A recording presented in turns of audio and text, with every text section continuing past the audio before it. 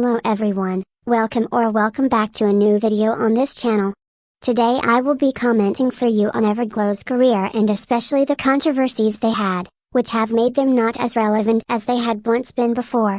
From the mismanagement of the company, to the actions of some members, they have contributed to the history that is still being written about the group.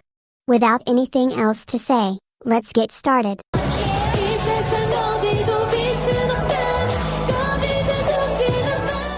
To put some context, everglow is a South Korean girl group formed by Yoohoo Entertainment. The group consists of 6 members, EU, Seyeon, Mia, Anda, Aisha and Yiren. Everglow debuted on March 18, 2019 with the single album Arrival of Everglow. The group's debut was highly anticipated and not only because the company was already known for releasing successful groups such as Unique or Cosmic Girls, but also because 2 of the members were not total unknowns in the eyes of the public as Yiren and Seyeon participated in Produce 48, a program from which ICE1 came out, and with their participation they were able to gain a minor fan base that would make the group's debut more talked about. In addition, to generate expectations, several covers made by the members of different K-pop groups were uploaded to the official channel, and also to show the talent of the upcoming group.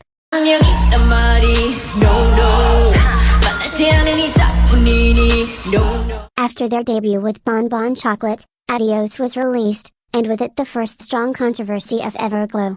Due to different dance moves, concepts and costumes, Everglow was accused of copying other girl groups. The most renowned was Blackpink, but first I am going to tell you about other groups from which people on the internet said that they copied. First of all, Red Velvet, for this dance step similar to one of 𝒉𝒍𝒍𝒐's choreography. They were also accused of copying mamamoo, for this go-go baby step. And they were also accused of copying Cheer Up. Moving on to Blackpink, Everglow was accused of copying Blackpink's concept and Kill This Love, even though they didn't create the concept. In fact, other groups like Brown Eyed Girls, 21, or After School, have done this military concept way before Blackpink or any other third-generation group. And it was the first time they used it. It's not like Blackpink had the image associated to this concept. It is so hard to innovate in an industry where everything has already been seen, that Everglow making a concept similar to another group, should not be a problem since your favorites will also have made a concept that someone else has done before, because it is impossible not to do it, unless your ultimates are seotaijin boys. This made them get a lot of hate from many fandoms, links threatening them, onces insulting them, even Girls' Generation fans got in to say that they had copied their group. My small contribution is that nothing is unique, and if we look closely we could find similarities in literally any group. Just because Everglow was in the center of the hurricane is because they cared.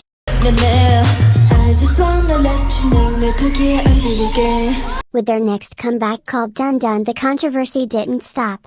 This time it was the line distribution that attracted the attention of the netizens.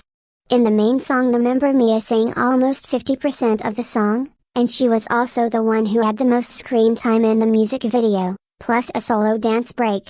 All this surprised people so much that they went to look for more line distribution and realized that it had always been like that, but especially in the song No Lie, a track from the same album, in which Mia sang for about 2 minutes, while other members only had 4 seconds. The audience was divided. On one side were those who defended Mia, saying things like fans start acting like heroes when they see unfairness in line distribution, when there is no fair distribution. Music production is about quality, not quantity or fairness. Others were in the middle saying I don't have issue with her being first all the time, she's good. But No Lie was a joke. Interesting song, but the line distribution was horrible. And then there were people totally against it, especially saying that it was disrespectful to the other members and that at that point they should have just made her a soloist instead of sticking her into a group.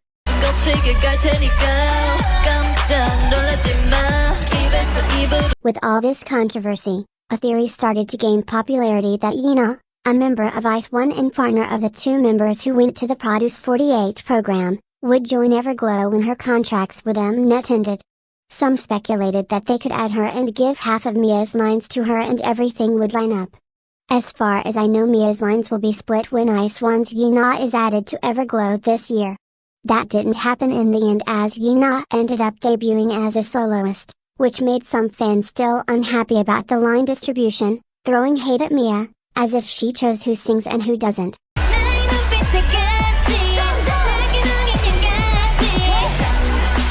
Another of the big controversies they have had has been with the views on their music videos, with many accusing them and the company of having bought views to try to inflate their popularity.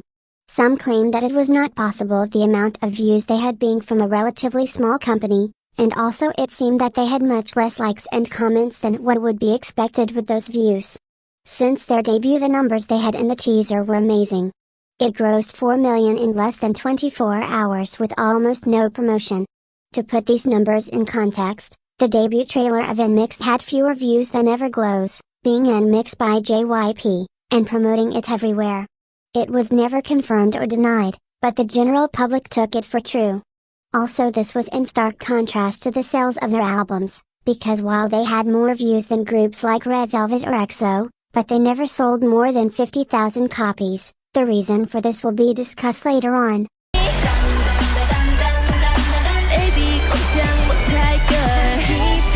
In January 2022, Everglow had an in-person fan meeting in which they decided to greet fans for the new year.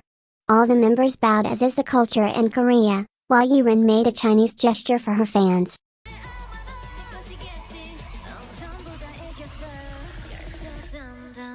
This formed a big controversy in Korea, with netizens not agreeing with Yiren making Chinese gestures in Korea, and constantly telling her that if she loved China so much, she should go back. And the company, instead of facing this controversy with courage, they decided to send Yiren to China and send her on hiatus, while Everglow would promote without her. They did not say it was because of the scandal, but it would coincide because of the dates. Then they had 3 comebacks and literally disappeared for 602 days when they didn't have a comeback. And that was one of their biggest mistakes.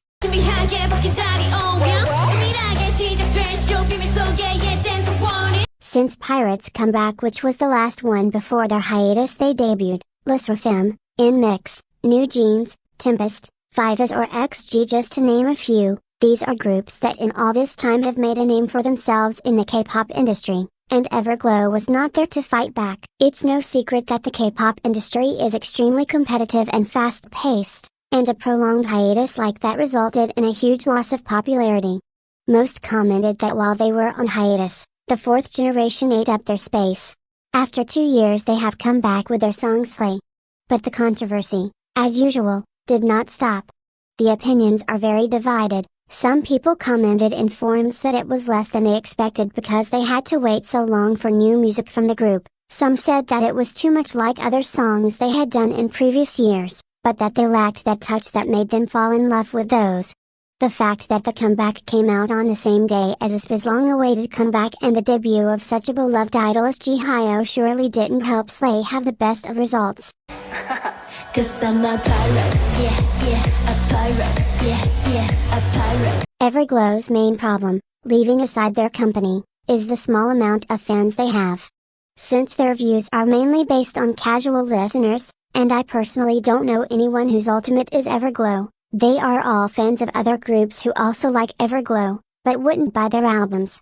That's why no matter how many views they have on songs, their sales are not good.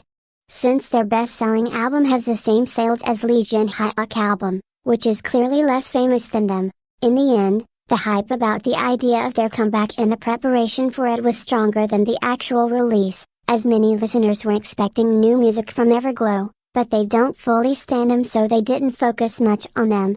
In numbers of plays they are doing very well because their songs are catchy, but in ticket sales they are not doing well either, since it is speculated that they cancelled a tour in Asia without giving explanations, probably because it cost them more to do it than not, since the sale of tickets was not enough to cover the basic costs for it to be done. The room left in the K-pop industry with so many new talents appearing every year is small. But Everglow managed to carve out a niche that unfortunately is disappearing little by little. I hope they have the opportunity to be reborn and that above all they start to receive more attention because they are very talented. And this has been all. I hope you like it. Make sure to like and subscribe if you did, it would help me a lot. See ya.